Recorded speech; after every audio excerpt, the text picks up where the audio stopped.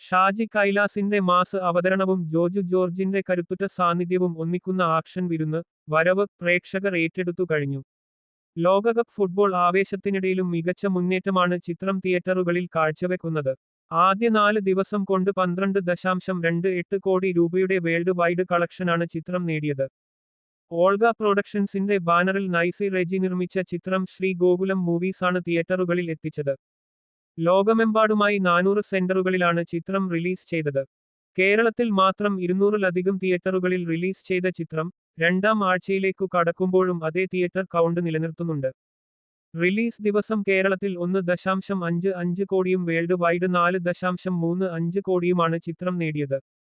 വിജയ ചിത്രം ജനനായകൻ റിലീസിന് എത്തുമ്പോഴും 200-ലധികം തിയേറ്ററുകളിൽ വരവ് പ്രദർശനം തുടരുമെന്ന് ഡിസ്ട്രിബ്യൂഷൻ പാർട്ണറായ ഡ്രീം ബിഗ് ഫിലിംസ് അറിയിച്ചു. മലയാള സിനിമയിലെ മാസ് ആക്ഷൻ സംവിധായകൻ ഷാജി കൈലാസും ശക്തമായ അഭിനയത്തിലൂടെ ശ്രദ്ധേയനായ ജോജു ജോർജും ആദ്യമായി ഒന്നിക്കുന്ന ചിത്രത്തിന് തിരക്കഥ ഒരുക്കിയിരിക്കുന്നത് കെ. സാജനാണ്. ഹൈറേഞ്ച് പശ്ചാത്തലത്തിൽ പ്ലാന്റർമാർക്കിടയിലെ കുടിപ്പകയും അതിജീവനവും പ്രമേയമാക്കുന്ന ചിത്രം മാസ് ആക്ഷനൊപ്പം കുടുംബബന്ധങ്ങളുടെ ആഴവും വൈകാരിക മുഹൂർത്തങ്ങളും പ്രേക്ഷകർക്ക് സമ്മാനിക്കുന്നു.